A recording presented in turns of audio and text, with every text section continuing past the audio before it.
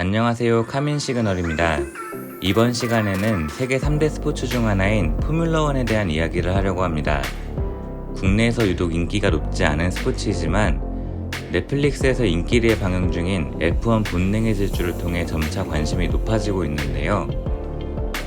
지난 주말에 진행된 2022년 시즌 첫 그랑프리가 열린 바레인 그랑프리에서 스쿠데리아 페라리의 샤를 르클레르 선수가 10년 만에 페라리 팀에게 우승을 안기며 놀라움을 주었습니다.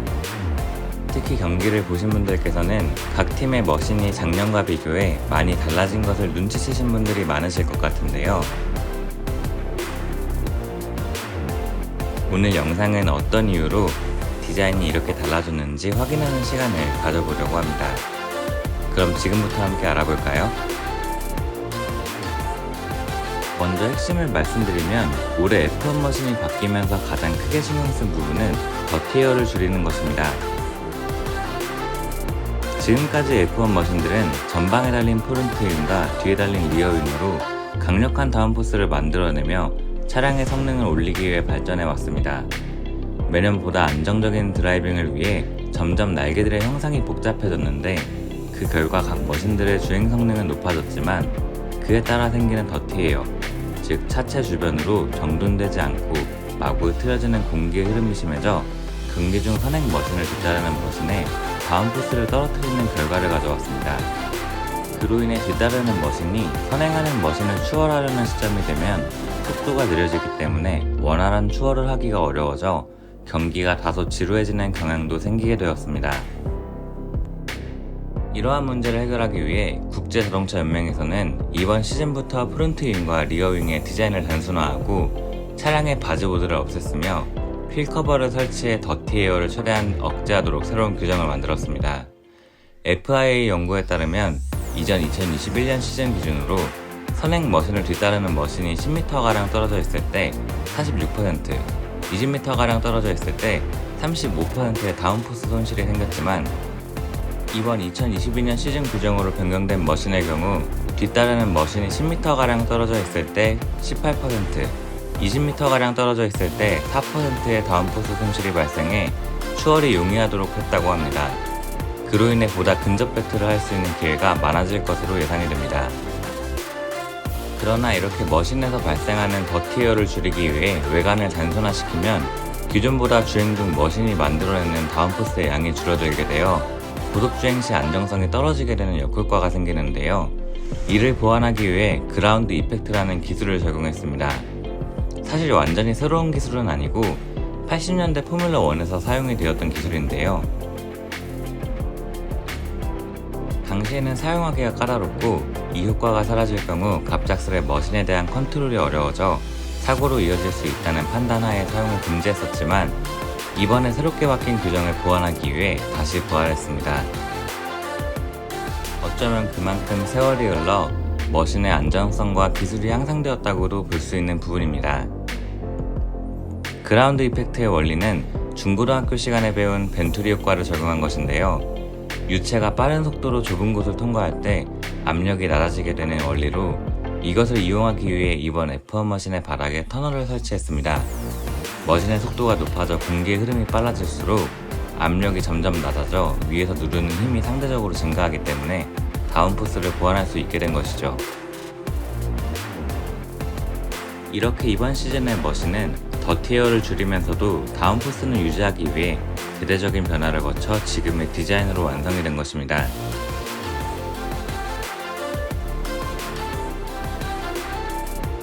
그럼 이제 실제 머신을 자세히 살펴보며 어떤 특징이 있는지 조금 더 알아볼까요? 이번 바레인 그랑프리에서 우승한 페라리의 F175를 보며 살펴보겠습니다. 먼저 전면부에서 눈에 띄는 것은 프론트 윙인데요. 앞서 말씀드렸듯이 이 프론트 윙은 생성되는 더티에어를 줄이고 다른 선행 머신을 따라갈 때 다운포스를 줄이기 위해 더욱 간단하게 디자인되었습니다.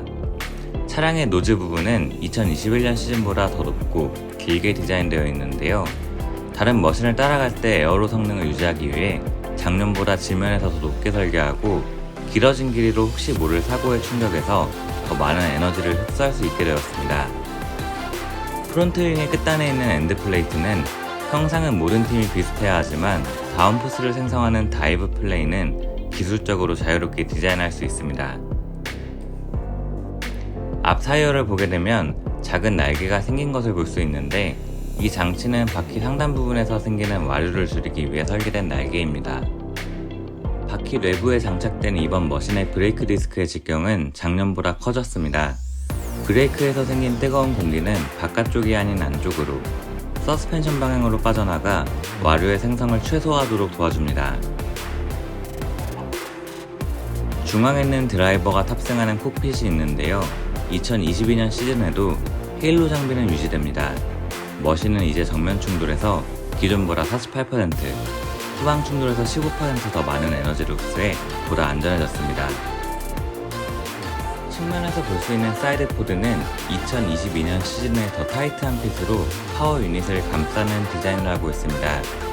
각 팀마다 각자 다른 해석으로 디자인을 한 것이 재미있습니다. 또 규제에 다시 냉각 루버를 허용해 파워 유닛에 효율적인 냉각을 돕도록 되어 있습니다. 사이드 포드 하단에 보이는 리어 플로어는 각 팀의 개발 방향에 따라 디자인이 많이 다른데요. 플로어 엣지 윙으로 명명된 이 부분은 다양한 디자인을 적용할 수는 있지만 더티에어의 생성을 억제하기 위해 이전 시즌처럼 복잡한 루버와 날개는 방지해야 합니다. 이번 2022년 시즌 머신의 가장 눈에 띄는 변화 중 하나는 바로 18인치 휠림이 적용된 로우 프로파일 타이어입니다.